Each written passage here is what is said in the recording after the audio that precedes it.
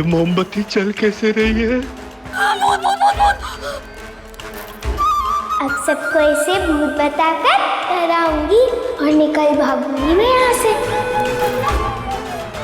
मुझे तो बहुत डर लग रहा है, मैं तो जा रहा हूँ। मुझे यहाँ अकेला छोड़ के जाएगा? जा, जाके तहखाने में छुप जा, जा।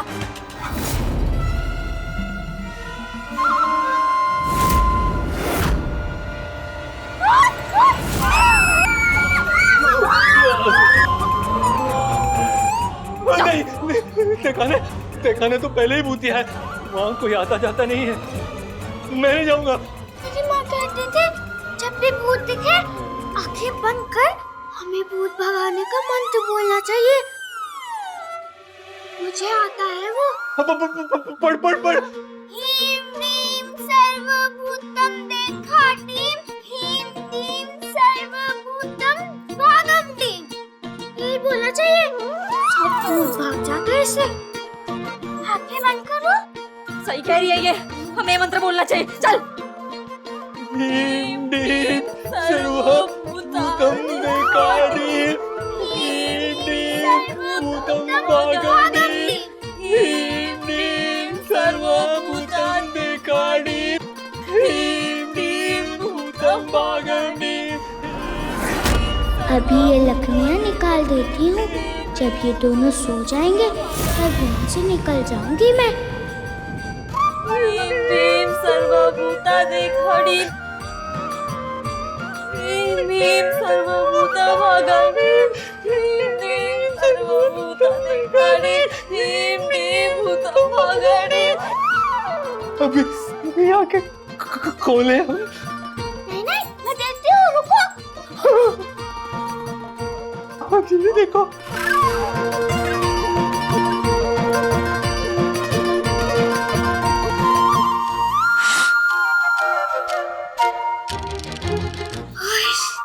चला गया भूत।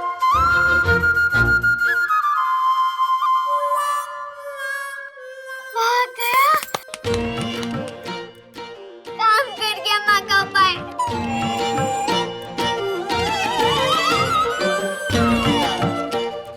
अब आराम से सो सकूंगी मैं।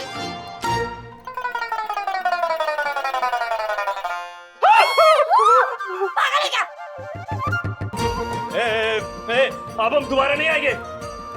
अगर भूत आया तब भी नहीं आएंगे। अब खुद ही पढ़ना मंत्र।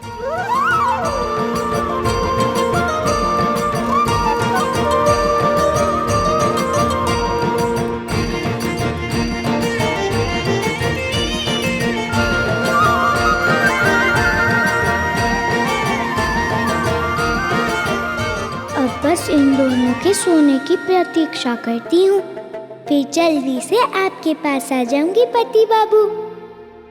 काका मेरी मदद करेंगे ना? मुझे देंगे ना सोने के 1000 सिक्के? अनिरुद्ध, अगर बात सिर्फ धन दौलत की होती तो हम तुम्हें कभी मना नहीं करते, पर ये सोने की मोहरें हमारे खानदान की निशानी है, हमारे पुरखों की दी हुई है, इसलिए तुम जो मांग रहे हो देना असंभव है। लेकिन काका, मैं इनकार नहीं करना चाहता अनिरुद्ध, लेकिन जरा सोचो ना, हम क्या जवाब देंगे अपने पूर्वजों को, अपने पुरखों को? काका जो चले गए उन्हें जवाब देने की चिंता है आपको? अनिरुद्ध, पुरखों की बेइज्जती नहीं सुनेंगे हम। कोई और रास्ता हो तो बता देना। काका काका मैं काका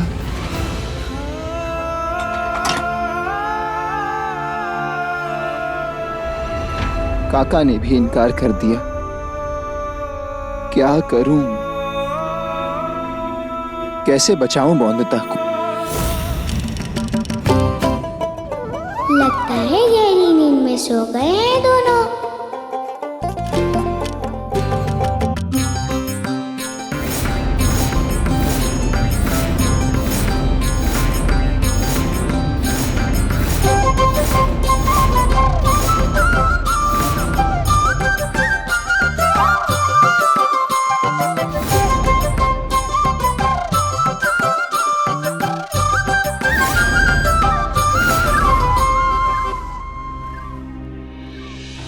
बंदूक वाले क्रांति बाबू की तरह मुझे भी नुमाइश तक इस कोठे में कहीं छुपना होगा।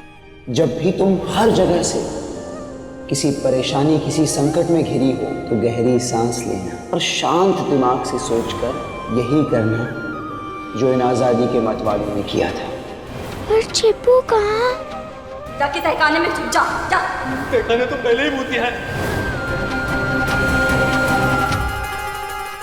तहखाने में ही छिपे रहना सही होगा। पहले ये ढूंढना पड़ेगा कि तहखाना है कहाँ।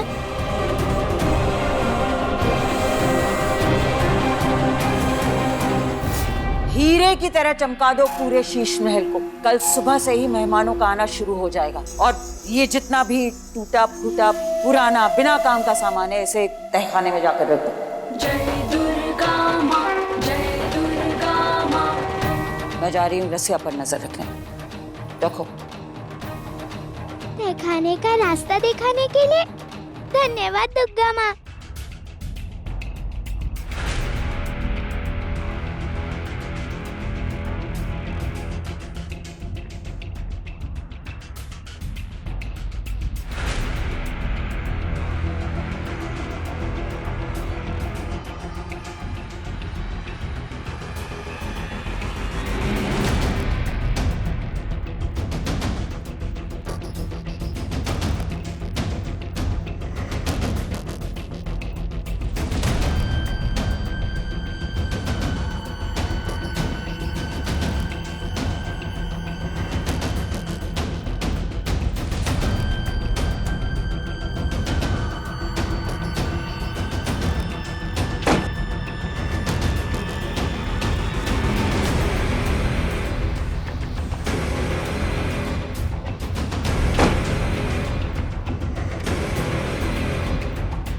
तो ये है तहखाना, पर यहाँ तो सामान रखने के लिए कोई ना कोई आता ही रहेगा। किसी सामान के अंदर छिप जाती हूँ मैं, जैसे क्रांतिकारी बाबू ने किया था।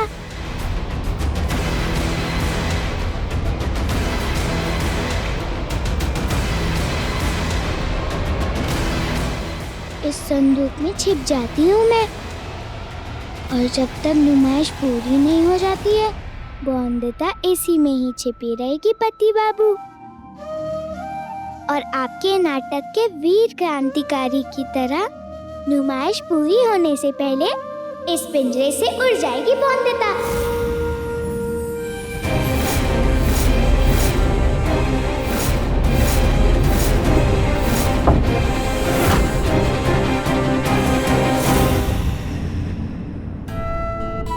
अनिरुद्ध बाबू, आप कुछ नहीं खाए, कुछ खा लीजिए।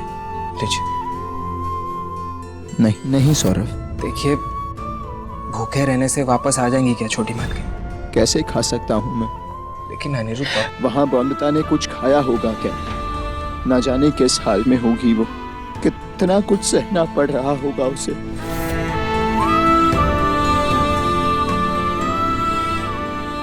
एक एक पल काटना कितना मुश्किल हो रहा होगा उसके लिए वहाँ।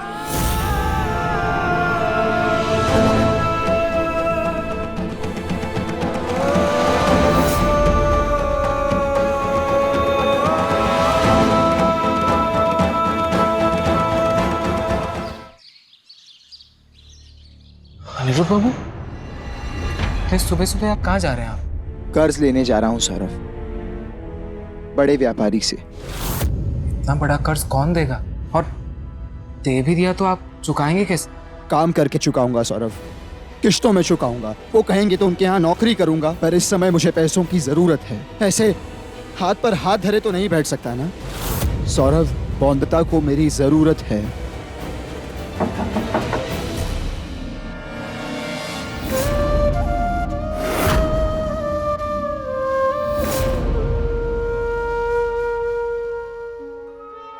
ताराबाई ने संदेश भेजा।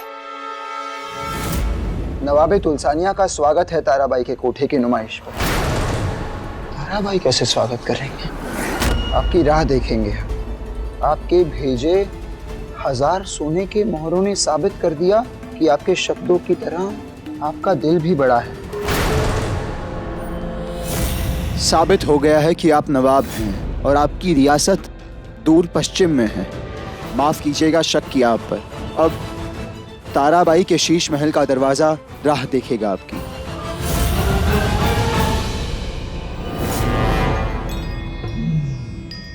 देख तो सही, सोना असली भी है कि नहीं।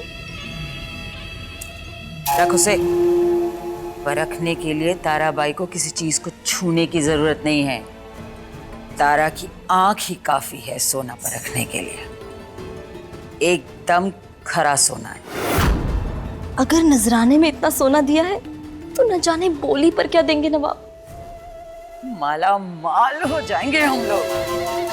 आज तक किसी भी नुमाइश में इतनी दौलत नहीं बरसी है ताराबाई पर। आज तक की सबसे बड़ी नुमाइश होने वाली है। इसीलिए तो दूर अरब, राजस्थान, दक्षिण तक के अमीर नवाबों को बुलाया मैंने। इस लड़की की नुमाइश से हीरा मंडी का हीरा हो जाएगा ताराबाई का ये कोठा। लेकिन अनिरुद्ध बाबू, इतनी सारी सोने की मोहरें भेजी किसने? और कौन भेजेगा सौरभ? त्रिलोचन काका के सिवाय। उन्हें अपनी परंपराओं से बहुत प्यार है, पर उनके दिल में माँ जैसा प्यार है। और कोई माँ अपने बच्चों को दुख में, तकलीफ में देख सकती है क्या कभी? धन्यवाद काका, अब मैं मौनता को ला कर रहूंगा।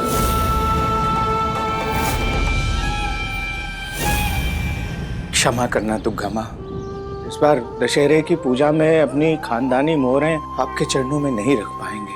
पहली बार ये परंपरा टूट रही है। पर दुर्गा माँ, सच कहें तो ये परंपरा तोड़ के भी हमें दुख नहीं है, खुशी ही हो रही है। हम खुश हैं कि अपने बेटे, अपने बहू के किसी काम तो आ पाए। आप ही कहिए ना माँ, हमारे लिए असली दशहरा तो तभी होगा ना जब हमारा बेटा, हमारी बहू वो उस रावण जैसी दुष्ट ताराबाई से जीतकर अपना वनवास खत्म करके घर वापसी करेंगे, बिल्कुल श्री राम और सीता मैया की तरह।